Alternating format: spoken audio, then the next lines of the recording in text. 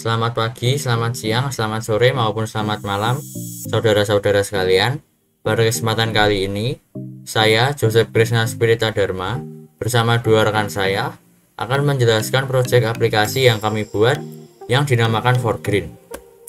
Di sini kami menggunakan 3 aplikasi sebagai referensi dalam pembuatan aplikasi kami. Yang pertama itu ada aplikasi Habibie Garden. Aplikasi Habibie Garden adalah aplikasi yang berguna untuk mempermudah petani dalam mengontrol kondisi tanaman dan mengoptimalkan hasil tani. Kemudian yang kedua ada Eden Garden. Eden Garden ini adalah sistem taman yang memantau dan melacak kondisi lingkungan serta dapat membantu memantau perkembangan tanaman Anda dari mana saja. Nah, kemudian aplikasi yang ketiga ini ada aplikasi iTanam. Aplikasi ini masih dalam tahap pengembangan dan baru launching di Jawa Barat ya.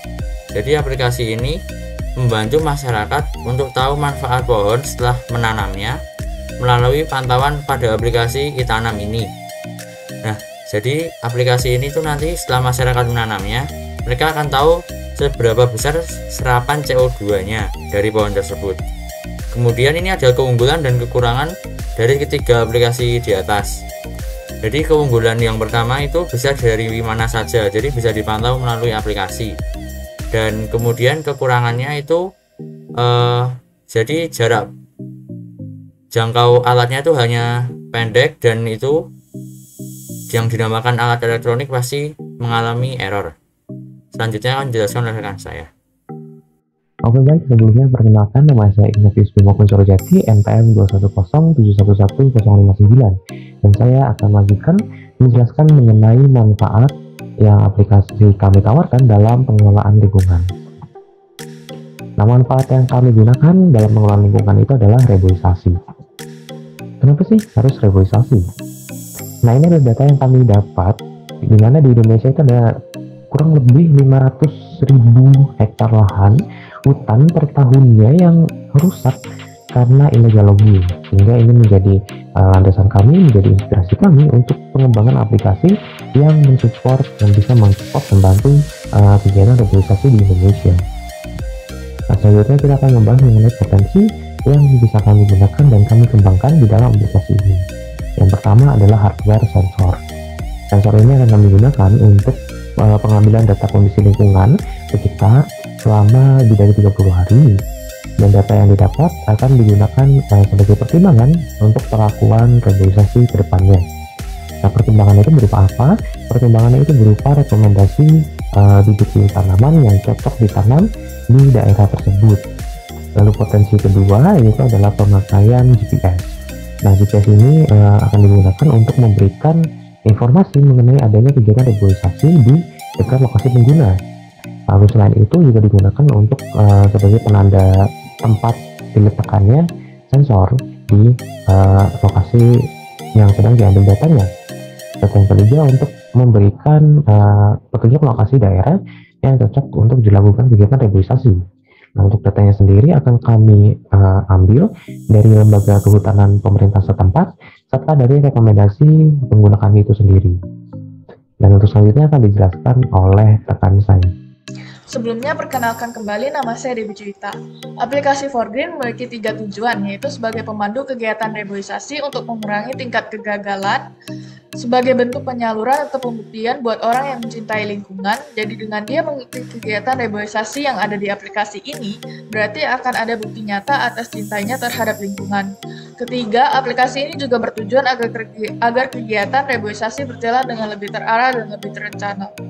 Kemudian secara keseluruhan, user pengguna aplikasi kami dibagi menjadi 2, yaitu user yang berperan sebagai pemimpin kegiatan reboisasi dan user yang berperan sebagai volunteer untuk mengikuti kegiatan reboisasi.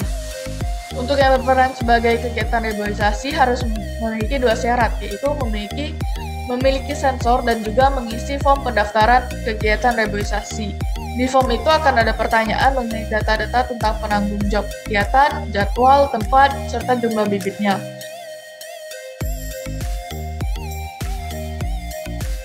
Pertama, di tahap awal akan dilakukan pemasangan sensor pada lahan atau tempat yang hendak dilakukan reboisasi selama minimal 30 hari untuk mendapatkan data kondisi lingkungan tersebut yang akan diolah. Kemudian aplikasi akan menunjukkan daftar pohon yang cocok untuk ditanam pada lokasi tersebut. Mengapa? Karena saat kita melakukan reboisasi, kita tidak mungkin akan memantau tanaman kita secara terus-menerus. Sehingga ada baiknya jika kita mencari tahu tanaman yang bisa tumbuh secara alami di lingkungan seperti itu adalah tanaman yang seperti apa, sehingga lebih murah juga lebih efisien. Aplikasi juga akan memberikan petunjuk cara penanaman pohon karena ada beberapa pohon yang tentu saja tidak bisa sembarangan ditanam, ada tata caranya. Kemudian setelah itu, terutama setelah pemimpin kegiatan reboisasi mengisi form pendaftarannya, aplikasi akan mengupdate informasi akan diadakannya reboisasi. Informasi ini akan disampaikan kepada user dinilai dekat dengan lokasi akan diadakannya reboisasi. Jadi secara tidak langsung juga kegiatan reboisasi ini mengajak masyarakat setempat untuk melaksanakannya, karena nantinya dampak dari reboisasi akan lebih dirasakan oleh masyarakat setempat. Setelah mendapatkan notifikasi, user bisa mempertimbangkan apakah ia ingin mengikuti kegiatan reboisasi tersebut atau tidak. Nah, pada tahap terakhir, bertemulah volunteer tersebut dengan pemimpin acara reboisasi untuk segera melakukan kegiatannya secara gotong royong. Kembali lagi bersama saya Joseph Krishna di sini. Saya akan menjelaskan fitur-fitur yang ada pada aplikasi yang akan kami buat. Jadi fitur yang pertama itu ada fitur peta lokasi, yang kedua ada fitur manual ebook, yang ketiga ada fitur Wikipedia seputar tanaman. Ini seperti almanak gitu ya. Nah, jadi semua fitur-fitur ini berada di tampilan sebelah kanan atas. Selanjutnya ini ada keterangan fiturnya. Yang pertama tadi ada lokasi peta ya. Jadi fungsinya itu apa sih? Fungsinya yang pertama untuk mengupdate peta dalam aplikasi mengenai lokasi mana saja yang pernah dilakukan reboisasi. Jadi semacam historinya gitu. Kemudian yang kedua untuk memberikan keterangan pada lokasi yang telah dilakukan reboisasi setelah ditanam pohon apa saja. Jadi kayak ada keterangan lengkapnya gitu, ada informasi lengkap. Di sebelah sana itu udah ada reboisasi. Nah, itu reboisasi yang ditanam itu ada pohon apa aja sih? Nah, kami menyediakan fitur lengkapnya di sini. Kemudian yang terakhir, sebagai tanda resmi lokasi reboisasi dan wilayah yang tidak boleh dilakukan penebangan. Nah, di sini kami melakukan semacam surat peringatan gitu ya, dan akan kerjasama sama pemerintah juga. Kemudian fitur yang kedua, ini ada manual ebook. Di sini fungsinya untuk menyediakan manual ebook, petunjuk perbaikan sensor apabila sensor rusak. Nah, jadi kan kami menggunakan alat ya, yang sensor itu. Nah, jika itu mengalami kendala atau rusak yang lumayan tidak terlalu berarti, maka kami akan menyediakan panduannya. Jadi Anda bisa membenarkan sendiri nantinya.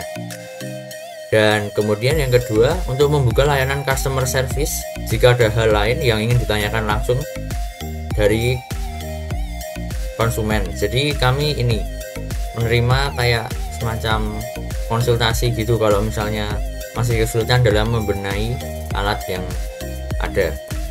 Kemudian fitur yang ketiga, ada semacam Wikipedia tadi ya, yang berisi kumpulan tentang informasi pohon-pohon atau semacam almanak. Nah, di sini fungsinya itu sebagai sarana edukasi. Jadi tidak hanya fitur untuk perencanaan awal reboisasi, tapi kami juga menyediakan fitur edukasi dan sekitar cara penanaman, manfaat, serta keadaan lingkungan yang cocok untuk pohon tersebut. Nah, di sini kami juga ingin menyepakati daerah yang telah dilakukan reboisasi adalah daerah yang dilarang untuk dilakukan penebangan liar. Nah, nantinya itu yang daerah yang dilakukan reboisasi tidak akan ditebang lagi oleh orang lain atau oleh perusahaan yang ingin membangun sesuatu. Jadi kami ada semacam surat peringatannya seperti itu.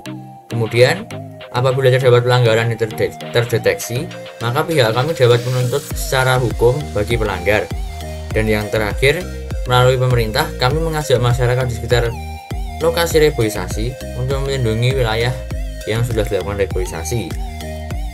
Sekian, selanjutnya akan dijelaskan oleh rekan saya, Debbie. Berikut adalah tampilan mockup dari aplikasi Forgreen. Ada terdapat login screen, login bila user sudah punya akun, register bila user belum punya akun. Kemudian setelah masuk, user akan diarahkan ke dalam halaman home, seperti yang sudah tertera. Kemudian ada juga halaman near me, adalah halaman di mana user bisa konfirmasi join atau mengikuti kegiatan reboisasi. Jika ada kegiatan reboisasi yang dilaksanakan di dekat user, maka akan terdapat pin merah. User bisa klik dan lihat data-data kegiatannya. Kemudian bisa back jika tidak ingin ikut dan bisa confirm jika ingin ikut. Jika user nantinya terdeteksi tidak ikut dalam kegiatan reboisasi walaupun sudah confirm kegiatan, akun user akan dikenai ban selama 1 minggu sehingga user tidak bisa menggunakan akunnya. User juga harus men-scan QR Code yang nantinya sudah sistem kami berikan kepada pemilik acara sebagai bukti bahwa ia mengikuti kegiatan reboisasi. Hal ini juga agar user terhindar dari sistem ban. Kemudian terdapat halaman community di mana pengguna kami dapat memposting kegiatan-kegiatan alamnya. Terdapat halaman profile yang tertera. Di sini pengguna bisa mengubah passwordnya, menambahkan alamat baru, serta mengubah bahasa aplikasi.